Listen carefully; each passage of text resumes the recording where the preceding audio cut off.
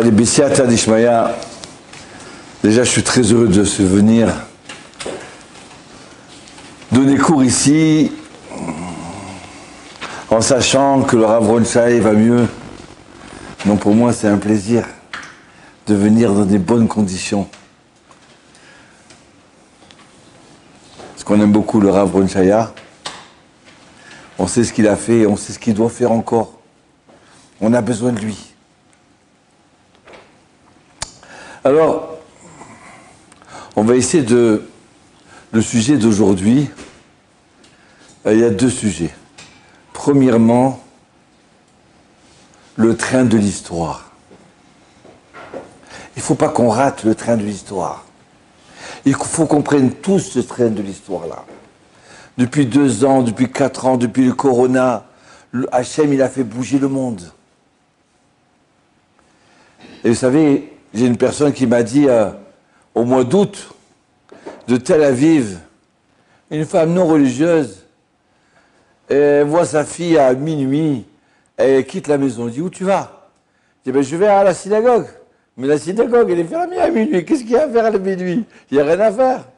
Elle n'a pas cru. Non, non, je vais là-bas, je vais au stichot. Mais c'est quoi les stichot? Je vais là-bas. Et alors, donc, elle suit sa fille. Et elle voit là-bas, dans un quartier non religieux, une synagogue pleine à craquer, de jeunes filles de l'âge de 16 ans. Tout le coin des femmes, des filles, des jeunes filles qu'elle connaît, des voisines, qui savent, je te jure, mais ils connaissent rien de la Torah. Ils savent lire l'hébreu, oui. Et puis elle les voit tous ensemble. Anéno, Eloé, Avram. C'est quoi ça? Mais c'est pas des religieux, ça. Je comprends plus. Une fois dans la soirée, alors, je dis quoi? Ces jeunes filles-là, c'est des jeunes filles qui ont passé le Corona. Elles avaient 12 ans. Après, elles ont passé le 7 octobre 2023. Donc, elles ont vu la main d'Hachem. Elles ont vu comment les otages ont sorti. Ils ont dit, oui, j'ai senti Dieu à côté de moi, alors que j'étais dans le trou, tout seul à Gaza, à 40 mètres au-dessous de la terre. Mais j'étais pas tout seul. Elles ont entendu ces gens-là, que malheureusement, certains ils ont été assassinés, et d'autres, ils étaient là en train de répéter Shema Israël. Et les soldats et les terroristes, ils passaient à côté d'eux, ils ne les voyaient pas. Elles ont vécu tous ces moments-là. Donc alors, il y a une soif en elles qui se réveille. Et de ce coup, au milieu de la semaine, sa fille a dit, où tu vas là? Ben, je vais au cours de la rabbinite. Mais tu es en jupe? Une jupe longue là? Mais c'est quoi? Je t'ai jamais vu comme ça. Oui, maman. J'ai pris sur moi, une fois, un jour dans la semaine, je veux être cachère. Je veux être une vraie juive. Un jour dans la semaine. Donc alors elle va au cours, elle s'est dit, bon, il y aura 2 personnes à Tel Aviv, qui c'est qui vient? Et elle voit la synagogue pleine de filles. C'est quoi ça? Mais qu'est-ce qui se passe? On réalise que pas simplement ceux qui sont croyants et pratiquants, qui s'investissent, non.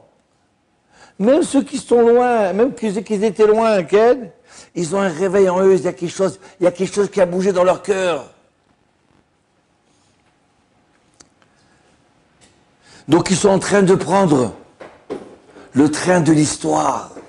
Le monde y bouge. Je t'abat chez mon lad. C'est des choses extraordinaires. Donc si ils bougent, nous aussi on doit bouger. Si ils bougent, nous aussi on doit se réveiller. Nous aussi on vit cette époque extraordinaire.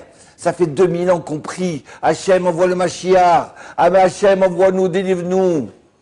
D'accord? Et là, on passe de miracle en miracle. On va peut-être rire une nouvelle Agada. Une nouvelle Agada de la sortie d'Égypte, d'Aaron, et voilà. Et attention, j'ai un ingénieur, il y a quelques mois, sa femme m'appelle et me dit, Rav, qu'est-ce qui se passe?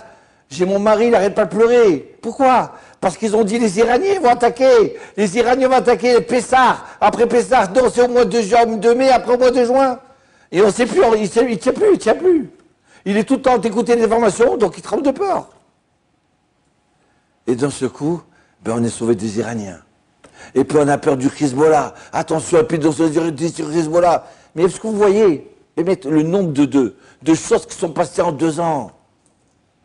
Mais si on écrit une agada de la délivrance, la dernière délivrance, elle serait extraordinaire.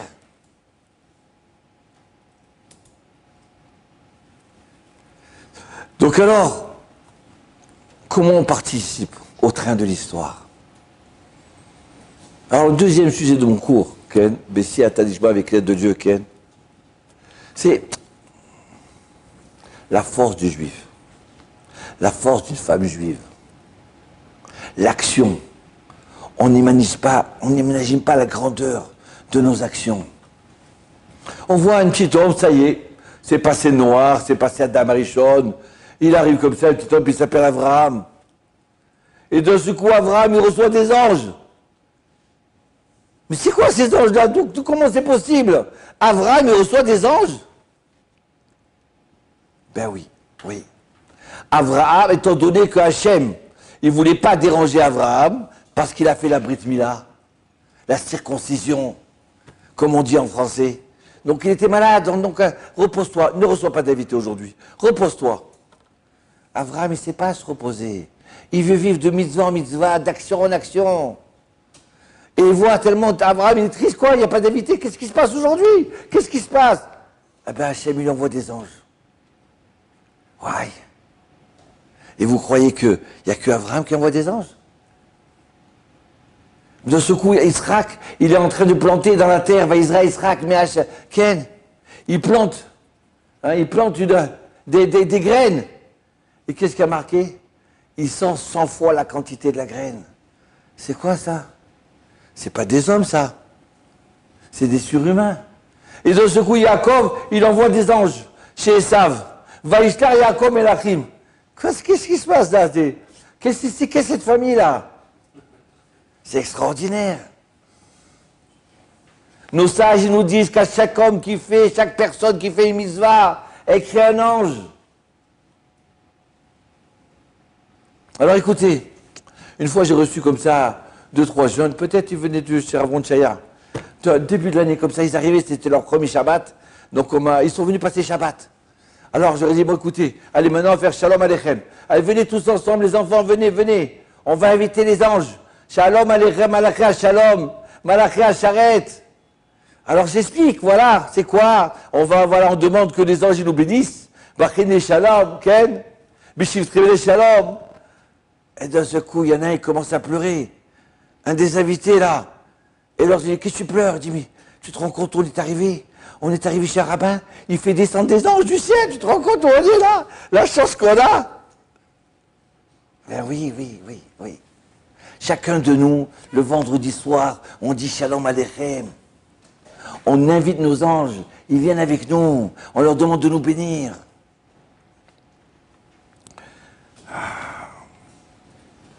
Donc alors, il y a marqué dans Bereshit, le paragraphe numéro 2, verset numéro 5. Est-ce qu'on peut avoir Bereshit là, Michel, excusez-moi. D'accord? Il y a marqué qu'Akadosh Baruch Hu, il a créé les herbes, là, la nature. Et quand il a créé la nature, mais ce qui se passe, c'est qu'est-ce qu'il dit Rashi? C'était sous terre. Ça n'a pas fleuri. Toda Rabba, merci. Ça n'a pas fleuri. Qu'est-ce qui se passe? Ça n'a pas fleuri. Alors regardez. Il y a marqué comme ça. Bichos Yarasadeh. Alors on dit pourquoi ça n'a pas fleuri? Qui a Hachem, à l'arrêt, Adam en lavod. Parce qu'il n'y a pas l'homme, il n'a pas été créé encore. Hachem, c'est vrai qu'il a créé toute la nature. Mais en potentiel, sous la terre. Donc toute la menthe, Ken, les radis, les poivrons, ils attendaient de sortir. Mais ils ne pouvaient pas sortir encore. Comment je vais faire mon couscous sans poivron, sans radis? Ils ne sont pas sortis, non. Pourquoi ils ne sont pas sortis? Parce qu'Hachem, il a attendu Adam Arishon, qui vient et qui dit Hachem Barar, on a besoin de pluie. Il a fallu qu'il demande là. Alors Hachem, il sait quoi? On va faire descendre la pluie et on va faire sortir maintenant Hein? Les fèves, les pois chiches, les courgettes, tout ce qu'on a besoin pour le couscous. D'accord, les épinards, pour la tefila des épinards. Hachem, il a attendu l'homme. Hachem, il a créé le monde entier. Extraordinaire, les animaux, tout. Mais une chose qui manquait, c'est quoi? C'est que ça pousse. Pourquoi? C'est l'homme. C'est l'homme qui fait l'action. C'est l'homme qui continue à créer la nature. C'est l'homme qui continue à créer le monde. Et c'est ça, ce soir, aujourd'hui. Je veux que, avec l'aide du mois, le premier, et nous tous, Ken, on comprenne la force de notre action, la force de notre pouvoir. Et si on comprend ça, alors à ce moment-là, on peut changer le monde. Et mieux que ça encore. Regardez, il y a marqué juste au début du premier paragraphe, paragraphe numéro 2. Bah, donc Hachem, il a créé le monde entier, les 6 jours. Et le 7e jour, il y a marqué Vayechoulou Hachamim Varetz, d'accord? Vechol Elohim Bayom Hashvi, Asher Asa Ba'ash, Hachem, il se repose. Asher Asa, Vayevarer et Yom Hashvi, verset numéro 3. Vayikadesh Loto Kibo Shabbat Bikom Elarto, Asher Bara Illuminasot. On le dit tous les vendredis soirs. Alors il a créé, et là, saute pour faire. Et il manque quelque chose, là. Il faut une suite de la phrase. Quoi faire? Et là, le Riyat, il explique une réponse extraordinaire. Il dit à Kozrou, il a créé le monde entier, oui. Le 6e jour, il a créé le Shabbat, tout. C'est quoi la saute? La saute, c'est que l'homme, il complète la créature. Il complète la nature. Il complète le monde. La saute, Hachem, il attend que l'homme y fasse. Hachem, il a créé ce monde entier, mais il manquait encore quelque chose, quoi? Que l'homme, il se mette à faire. Que l'homme, il aime sa faire, et encore mieux que ça. Après, juste avant, il y a marqué Naasé Adam. Faisons l'homme à notre image. J'ai vu un Pérouge qui dit comme ça. C'est quoi faisons l'homme? À qui il parle? Donc il y a plusieurs commentaires, mais on va couper le commentaire qui nous intéresse. C'est qui faisons notre image? Il parle à l'homme. Toi, l'homme, avec toi, on va te parfaire. J'ai besoin de toi pour que tu te complètes. Sur par tes actions, tu vas arriver à te parfaire, à te créer. La création de l'homme, elle n'est pas terminée. La Gemara Brachot, elle vient et dit,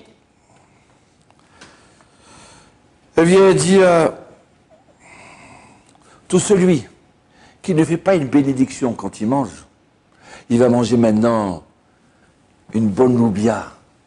D'accord? Il attend ce moment, ça c'est les Tunisiens, j'adore les Tunisiens, quand ils mangent leur casse-cou tunisien comme ça. Ils te donnent envie de vivre.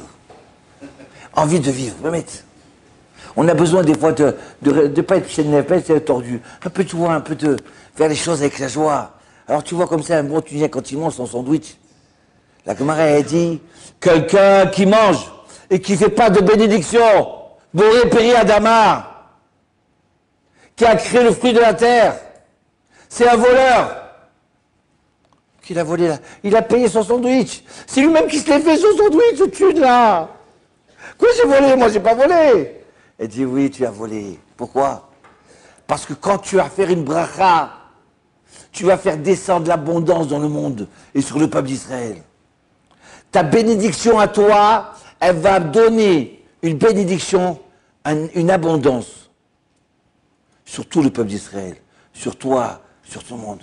Donc quand tu n'as pas béni, donc cette abondance, elle ne descend pas. Si elle ne descend pas, tu es un voleur. Pourquoi Hachem t'a donné ce sandwich-là? Pour que tu fasses une mission pour faire descendre encore plus. Donc tu as créé un bouchon. Il faut appeler le plombier maintenant. Pour déboucher ce bouchon-là. Donc quelqu'un qui ne fait pas une bracha, qui ne fait pas une bénédiction, la Gemara a dit, tu es un voleur. Tu as empêché de Dieu de donner. Hachem, il voulait donner. Donc vous faites contre toi, j'ai besoin de toi pour que tu actives cette chose-là. Sans toi, je ne peux pas. J'ai besoin de toi. Toi, ce petit Yehudi, ce petit David, Avraham, Yitzhak, John, ou Makhlouf, ou Messaoud, ou Teddy. D'accord? J'ai besoin de toi. Ou Sarah. D'accord? Oui, Eli. Malheureusement, bon, je dis rien, ça va. Non, j'ai quelqu'un qui m'a demandé de faire une bracha pour quelqu'un qui est malade. Et il a un nom de, la fille, elle a un nom de garçon. J'avais. C'est normal qu'elle est malade déjà. Elle a un nom de garçon. Que tu veux qu'on fasse? Déjà, elle a démarré mal. C'est dommage.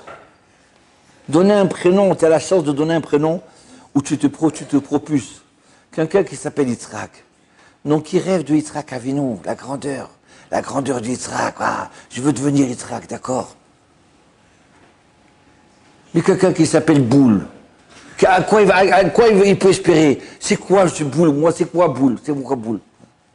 C'est quoi? Mais quelqu'un qui s'appelle Avraham, Yitzhak, Yaakov, David Améler. Je veux ressembler à David. David, il avait des soucis, comme il s'est dépassé. Moi aussi, je veux ressembler à ça. Bon, ça, c'était en passant. Donc, la Gemara, elle vient nous dire comme ça. J'ai besoin que tu fasses ta bénédiction. Je veux que tu manges.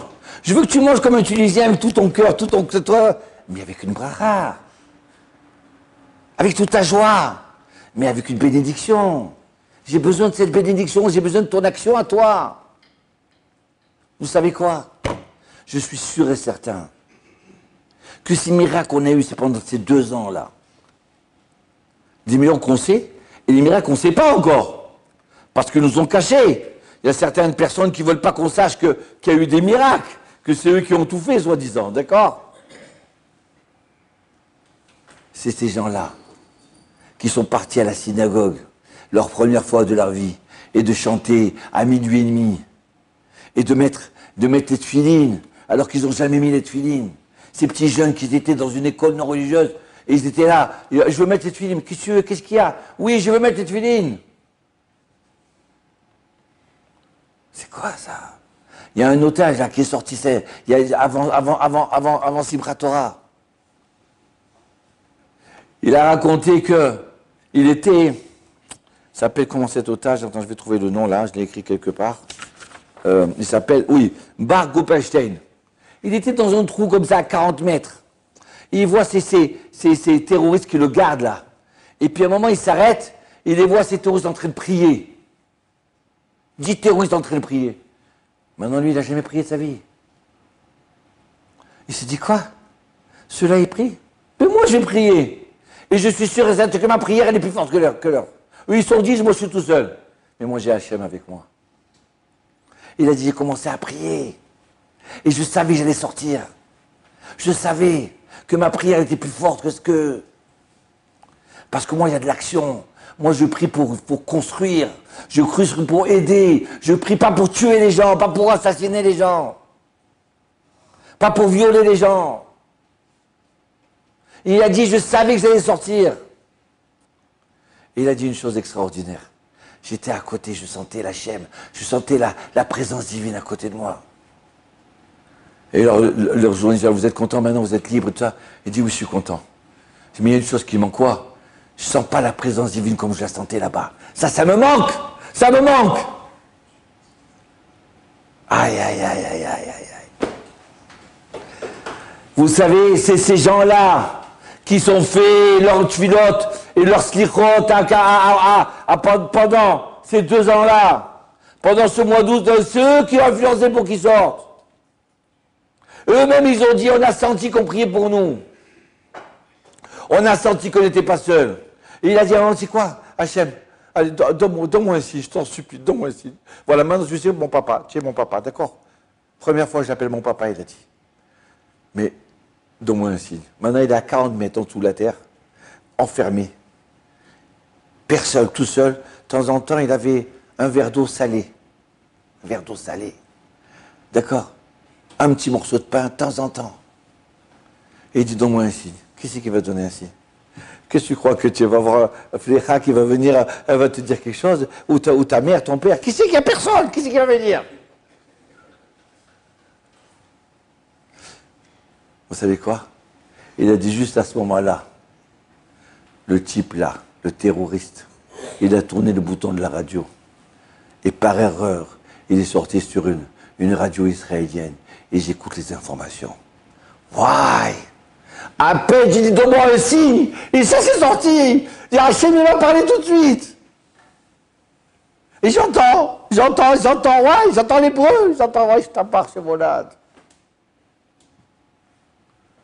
La Gemara, elle dit, celui qui dit Amen, Yeshemi Rabba, quand il fait le Kaddish, quand il entend le Kaddish, d'accord? Et à ce moment-là, il répond, Amen, Yeshemi Rabba, mon Dieu, c'est vrai, que ton nom il soit grand. La Gemara, elle dit, cet homme-là, s'il avait 70 ans de malheur, décret, d'accord? Autour de lui, sur sa tête, 70 ans de malheur, qu'est-ce qu'il fait Hachem? Quand il entend « Amen, oui mon Dieu, que ton nom soit grand », qu'il le dit de tout son cœur, de toute sa conviction, il prend le décret, le déchire. Vous savez ce que c'est l'action d'un juif? Une mitzvah d'un juif, une prière. Amen, Yeshemi Rabba.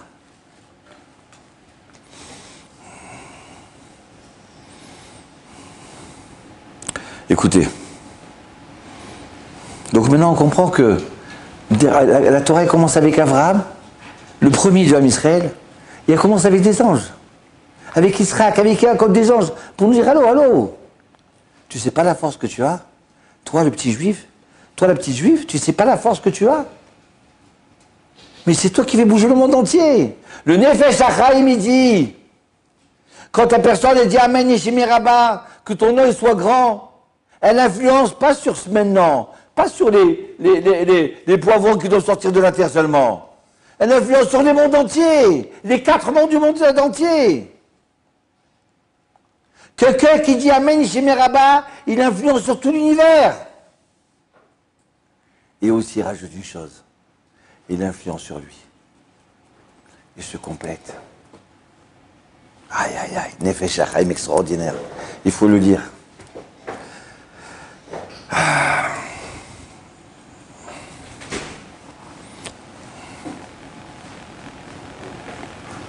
Alors voilà.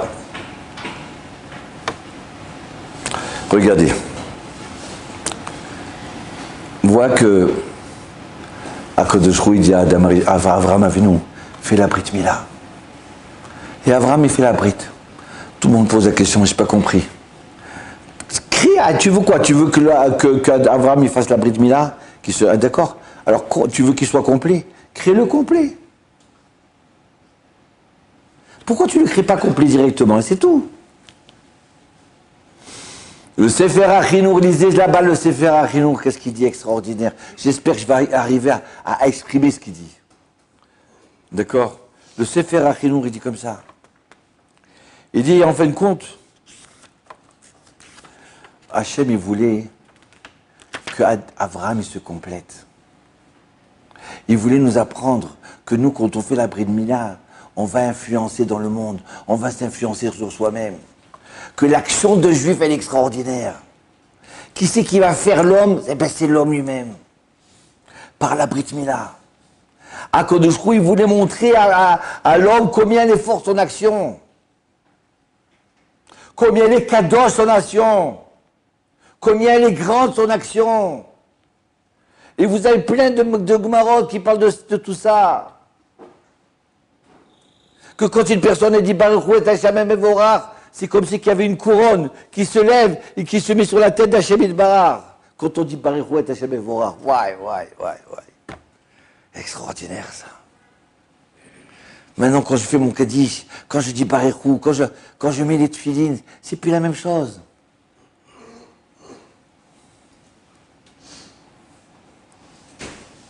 Les Am Israël, quand ils ont reçu la Torah, Hachem leur a dit la Torah, et qu'est-ce qu'ils ont dit?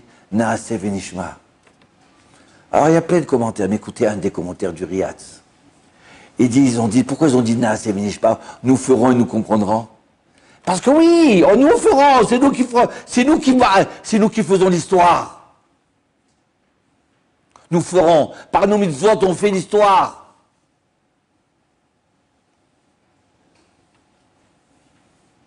C'est pas simplement le train de l'histoire. C'est nous qui faisons l'histoire. Il y avait un jour un navraire comme ça. On parle de la guerre de 6 jours. Écoutez cette histoire extraordinaire. Pendant la guerre de 6 jours, il y a un navraire comme ça, ils ont entendu la guerre des 6 jours, et ça y est, ils vont perdre. Vous savez que, ici en Israël, on tremblait de peur avant la guerre de 6 jours. À un tel point que le chef d'état-major, qui s'appelait Rabin, pendant les 2 premiers jours, ils ne l'ont pas vu, il a fait une dépression. Il n'était pas sur le terrain. Parce qu'il savait que c'était la fin. La CIA, pareil, ils savaient que c'était la fin pour Israël, tout le monde c'était la fin. Ils ont demandé aux Israéliens que les terrains de football, il faut les transformer en cimetières, creuser les tombes, tellement il y avoir de morts. C'est la fin. Et il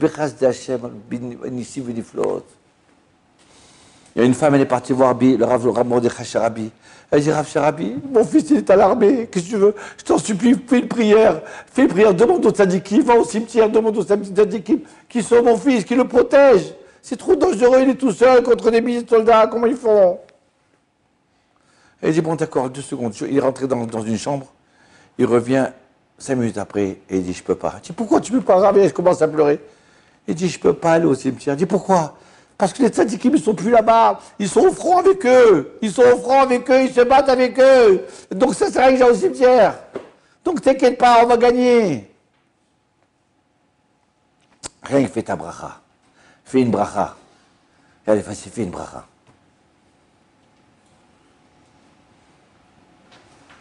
Donc alors, tout le monde était intéressé à savoir qu'est-ce qui va se passer. Ils vont gagner, les Israéliens, les avions, les chars, qu'est-ce qui se passe? Ça y est, ils sont sur tous les fronts. On va voir le Kotel, ça y est. Alors, donc c'était le début là. Donc maintenant, il y a un navraire, il sort dehors. Il sort dehors, il rentre dans un magasin pour écouter les informations. Et le Rav, il le suit, il dit, qu'est-ce que tu fais? Il dit, Rav, je voudrais avoir les actualités, savoir qu'est-ce qui se passe là, qu'est-ce qui se passe là. Les nouvelles, je voudrais avoir les nouvelles. Et je lui dis, mon fils, rentre vite à l'Yeshiva. Je dis, mais je ne peux pas, j'ai besoin de savoir les nouvelles. Il me dit, tu n'as pas compris. Quand tu es à l'Yeshiva en train d'étudier, c'est toi qui fais les nouvelles. Donc qu'est-ce que tu vas aller chercher là-bas? C'est toi qui vas faire l'histoire. Alors viens t'asseoir et tu verras, on va gagner là, on va gagner là. Mais j'ai besoin de toi. Aïe, aïe, aïe, aïe, aïe, aïe, aïe. C'est le juif qui fait l'histoire. C'est par ses mitzvot, par son action, par ses brachot. Je t'abats chez mon lad.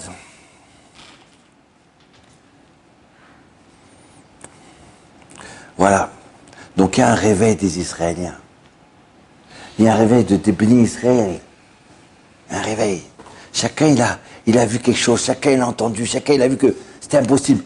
Rien que la dernière chose, voilà. La seule chose qu'il ne voulait pas le Hamas, c'est libérer les otages juste avant Simchat Torah.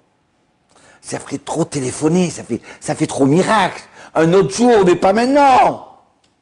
Après, dans une semaine, bah non, Trump, il a dit tout de suite. Sinon, je vous détruis. Mais attendez. Non, non.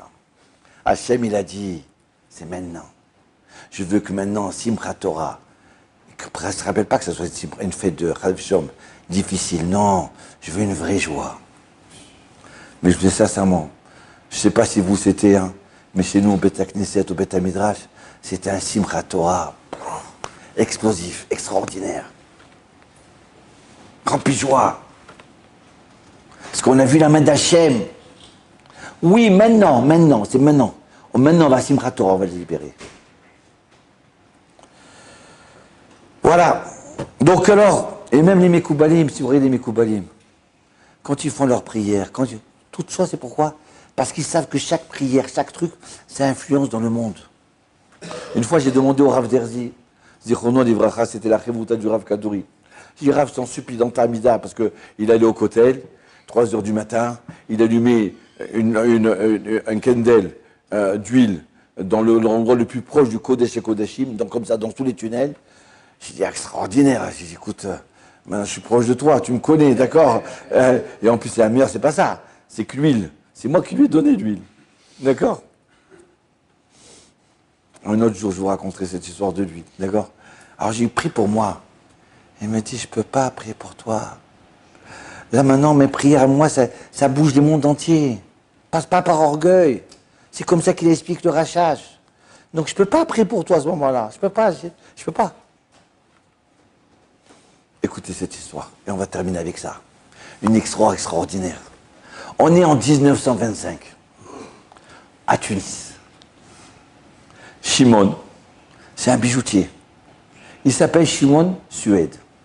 Peut-être c'est un ancêtre de notre cher tzaddik, le Rav Suède, qui donne cours ici. Ce Shimon-là, il gagne plein d'argent. Il a des mains en or. Tous les Arabes, ils achètent chez lui. Tout le monde achète chez lui. Les Arabes, les Juifs et tout ça. Et ça fait déjà des années qu'il est marié. Il prie tous les jours. Il n'a pas d'enfant. Sa femme me dit, pourquoi tu es triste? Comment je suis triste? J'ai 70 ans, j'ai pas d'enfant. Comment je fais?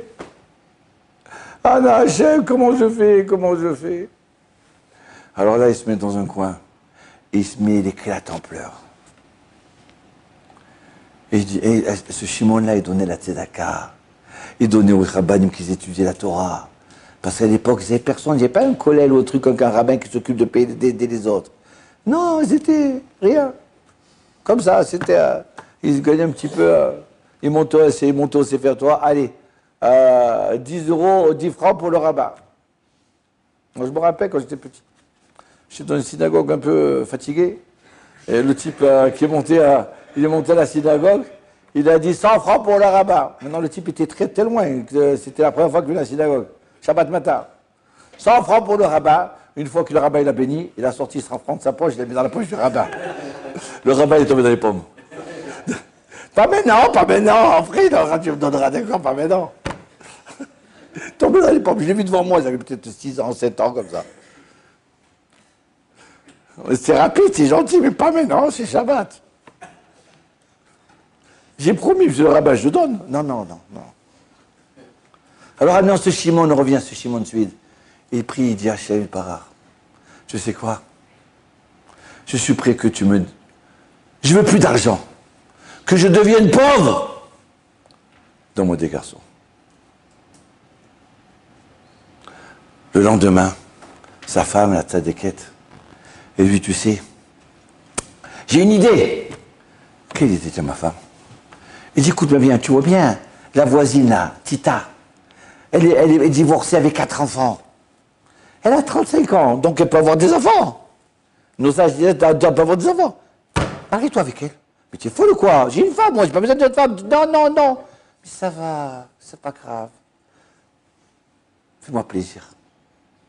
Tu permets-moi, je vais lui parler. Mais non, pas question. C'est vrai que j'ai pas besoin de toi, je vais demander tout seul. Et là, le lendemain, elle tape. Madame Tita, oui. Je peux vous parler, voilà, je vous apporte un peu de viande pour les enfants, de la farine, et un peu des boissons, voilà, qu'ils ont de quoi manger, de boire. Ah, c'est gentil. Ah, c'est gentil, asseyez-vous. Oui, qu'est-ce que vous voulez, Madame Tita? Les enfants, et des fois, ils mangent pas. C'est difficile pour eux. Je vois que vous êtes une femme extraordinaire. J'ai un mari. Mais qu'est-ce qu'il est gentil, qu'est-ce qu'il est bien, il est extraordinaire. Je dis, ben alors, faites-moi plaisir, mariez-vous avec lui. Quoi? Mais et vous? Vous inquiétez pas, vous savez quoi? Vous allez être heureuse avec lui.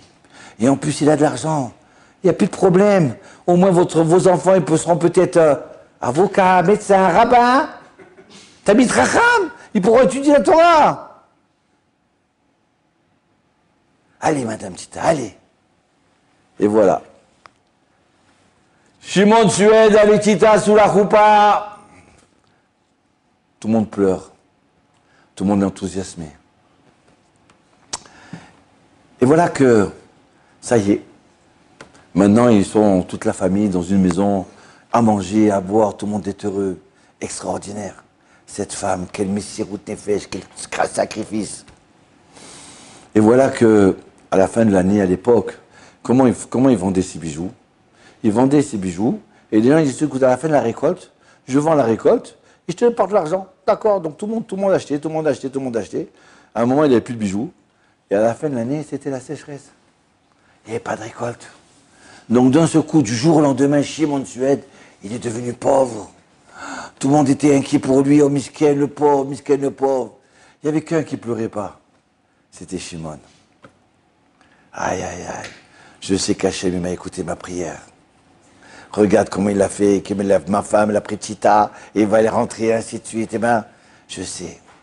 Et voilà qu'en 1926, et quelques mois plus tard, 9-10 mois après, Yosef Sued est né. Et le Rav, il me dit, et mon ami, il me dit, dans la soukha, tu sais, lui, c'est mon grand-père. L'histoire que je te raconte, c'est l'histoire de mon grand-père. Et voilà que Youssef, et maintenant il a 12 ans et demi.